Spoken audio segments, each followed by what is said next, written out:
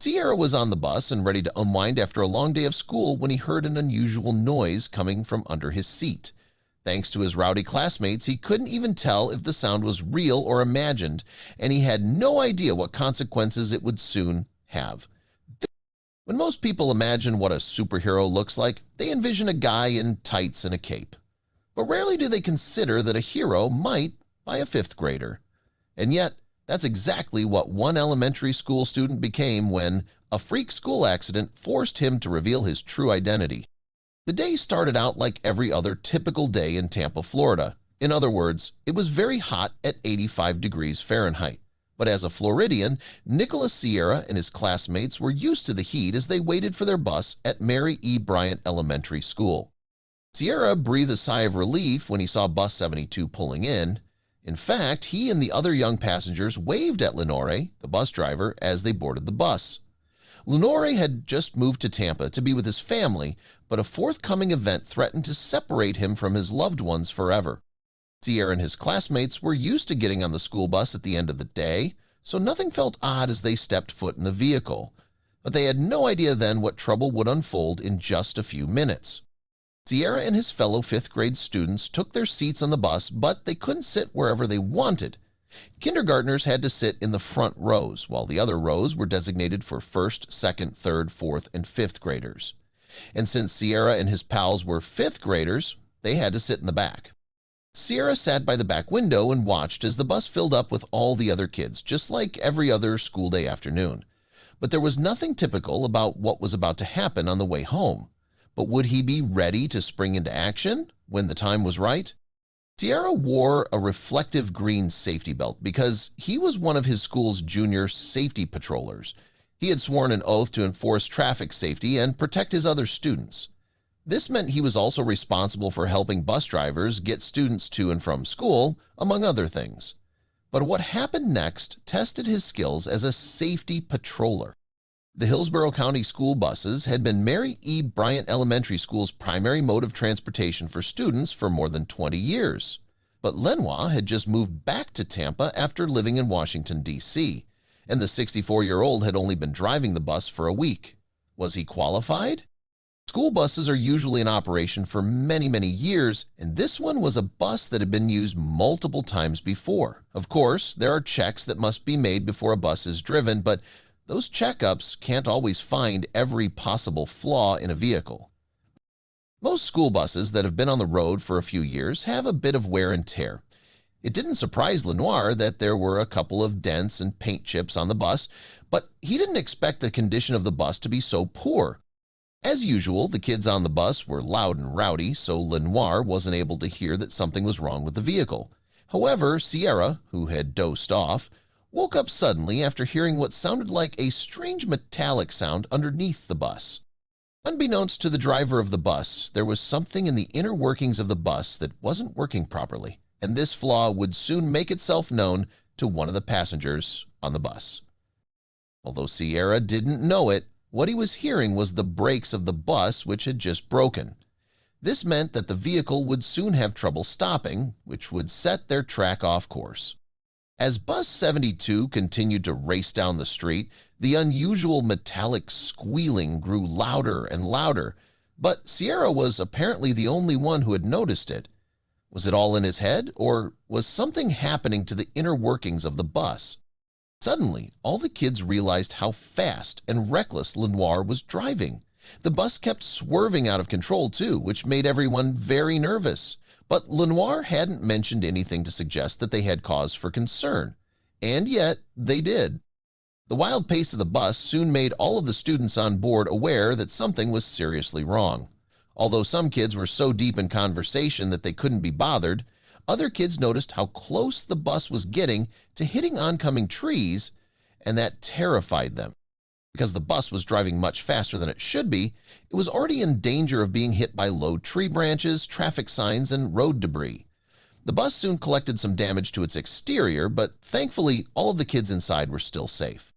Lenoir soon shouted out, "Everybody hold on," but because the children were having conversations of their own, many of them didn't hear the driver, and a few others heard the warning, but didn't understand why the driver would say that. It was also evident to everyone else on the road that something was seriously wrong with the out-of-control school bus. Thanks to other drivers who cleared the road in front of the bus, the vehicle full of school children didn't hit any other vehicles.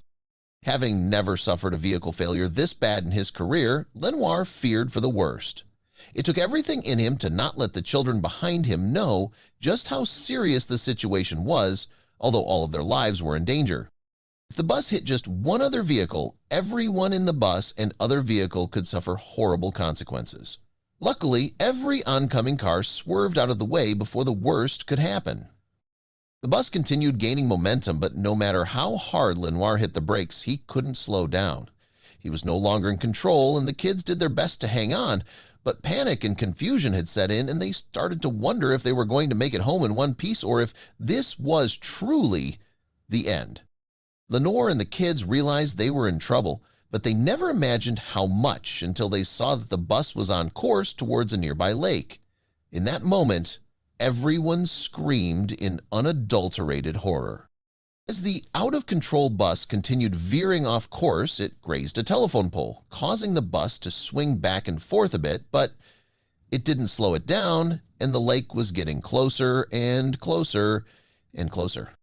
It was now evident to the driver that the brakes in the bus were not working, and there was nothing he could do to slow down the vehicle, so he just focused on finding a path to safety that wouldn't hurt the children on board. After a near miss with a palm tree, the bus went airborne, and for a moment everyone inside the bus felt as if time had stopped for a second. Then the bus leaned on its side as its passengers prepared for the worst. The bus was headed towards a lake in a gated community in Florida, and it whisked by residential houses and other buildings, which it just narrowly avoided hitting. The lake seemed to be the only path to safety. Although the bus was majorly off course, the driver used all of their skills to avoid further damage to the bus and ensure that the tires stayed on the ground for the entire trip, which was no small feat. The brakes were useless at this point, so the driver focused on steering the bus into safety. There was nothing the driver could do to slow down the vehicle, but he knew that landing in the lake would make the bus immobile, so he shouted one more warning to his passengers and watched the vehicle enter the murky waters. Sierra's head hit the window as the bus slammed onto the water, and he wasn't the only one. Others were trying to recover from the impact, but the kids didn't have time to worry about their injuries because the water was starting to seep in. The bus was sinking into the lake, and Sierra was well aware that most of the kids on board didn't know how to swim. So, as the bus started filling up with water, his training as a junior safety patroller kicked in. Despite the pain in his head from where he hit the window, Sierra wasn't thinking of himself. He was worried about the other kids, particularly the younger ones, who wouldn't do well in the water. But the water was the least of his worries. The water had almost reached his knees, but he still made it to the front of the bus, where he grabbed a terrified kindergarten student. The little girl immediately wrapped herself around Sierra, who then helped her out the bus through the window. But the worst was yet to come. Sierra was able to swim the kindergartner to shore, but his rescue efforts took a lot out of him. So he took a moment to gather himself, and that's when he saw the most terrifying thing lurking in the water. Sierra was well aware that crocodiles and alligators were common in Florida, but people were at higher risks of encountering one in the water, which is where the bus had landed. And then he panicked when he saw what the kids were doing. The older kids had managed to climb out of the bus and swim to shore, but the younger kids were struggling to stay afloat, and some were even stuck inside along with one other person. And Sierra knew that time was of the essence, as danger slithered closer to the bus. There was an unknown presence in the water in the form of terrifying animals, but the kids escaping the bus didn't yet know this, and Sierra and Lenoir didn't want them to know, so they wouldn't be any more scared than they already were.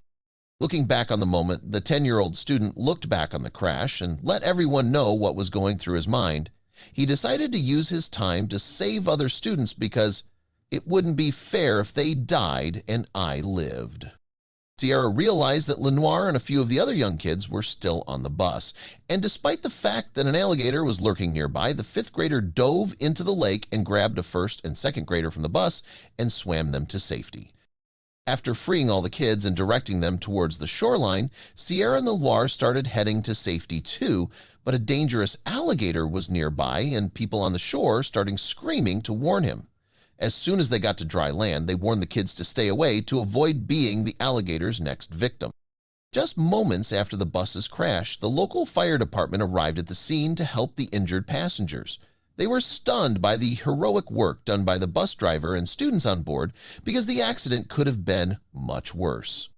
Fortunately, no one was hurt, and once the news got wind of what was happening, they reported it. That's how Sierra's parents, Michael and Deborah, and the other parents learned of the horrific accident and drove to the scene of the accident. When some of the parents of the children on board heard that their children were involved in a bus crash, they immediately feared the worst. They arrived on the scene not knowing that no lives were lost in the horrible incident. The bus was soon pulled from the water by the fire department, and it hasn't returned to being used for transportation since. This is one bus that won't be on the road again anytime soon. It was obvious to the driver that there was a serious problem with the brakes, and his suspicions were correct. The brakes did fail due to some internal breakages, causing the large vehicle to lose control halfway through its ride. And it was lucky that none of the students were seriously injured while escaping from the vehicle.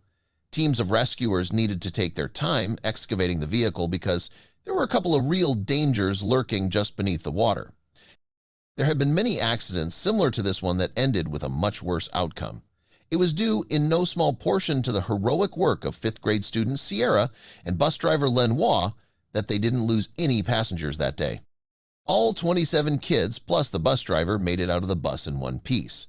But Sierra was admittedly shocked by the events and had a rough time processing the fact that they could have all perished from drowning or the alligator. Despite the obvious traumatic incident, Sierra and Lenoir were called heroes for ensuring that everyone was safe. And the kids and parents were incredibly grateful for their bold and daring efforts to get everyone to shore. Because of the brake failure on the bus, it wasn't reused until some serious repairs were done, so no one else would get into this situation ever again.